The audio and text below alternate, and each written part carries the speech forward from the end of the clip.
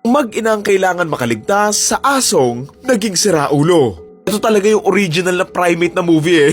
Susundan natin dito ang isang nanay at maliit niyang anak na ipapagawa yung sasakyan nila. Kilala nga nila yung sasakyan nila doon sa pagawaan pero ang hindi nila alam, may aso pala dito na si Cujo na naulol na nga at umatake na sa maraming tao. Matatrap nga sila doon sa loob ng sirangan nilang sasakyan kung saan matatakot nga sila ng sobra-sobra kasi malaki at malakas na aso itong si Cujo eh. Kaya naman dito nga po protektahan ng nanay yung anak niya sa asong gusto nga silang kainin habang itong si Cujo naman ay lulusob nga sa lahat ng taong makikita niya. Title ng movie, Cujo. Honestly kung yung story na to nakafocus lang kay Cujo and doon sa mag-ina, panigurado, tapos na agad to within 50 to 40 minutes eh.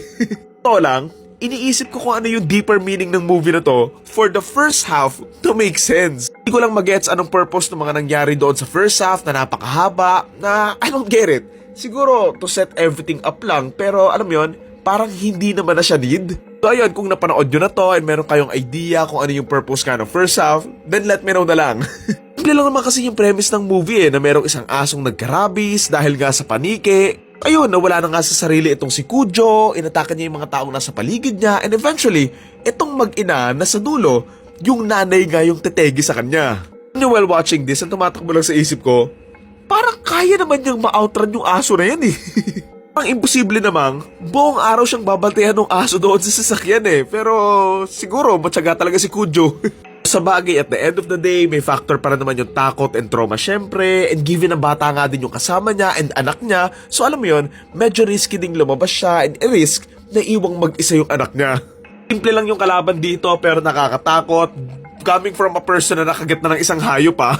Nakagat na ako ng pusa before and sobrang nakakatakot and mahirap silang kalaban kasi alam mo yun, wild silang umatake, and paano pa kaya kung yung isang asong naulol na, tapos kasing laki pa nga ni Cujo. Makakita na ba kayo ng Saint Bernard kung gaano kalaki yan? Personally, dream dog ko yung Saint Bernard dahil nga sa movie na Beethoven pero hindi ko kaya yung responsibilidad sa kanyang klase ng aso. Kailangan mo talaga yung i-training ng maayos kasi kung hindi, wala, delikado. Kaya ako sa Dachshund ko, madali lang kausap tapos parang lutang palagi. Lagi lang nakangiti, ganyan no? Ayun, very memorable film and medyo nabagalan na talaga ako doon sa first half and honestly, hindi ko talaga mag-get yung purpose doon sa story. Don't get the point, yung pinapakita nga nila yung monster nga doon sa cabinet, yung pangangapit nga nung nanay.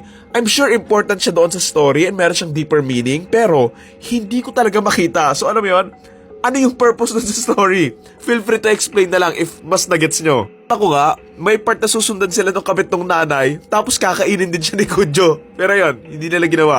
Tatawa lang din ako doon sa tatay na para siyang mga polis doon sa mga lumang Filipino movies na kung kailan tapos na yung labanan, tsaka siya darating. Sobrang kudos din pala sa dog actor nga ni Cujo kasi nga nakakatakot siya, and kudos sa director nito kasi given its time, nagawan nila ng paraan to make a scary film kung saan yung kalaban nga ay isang aso.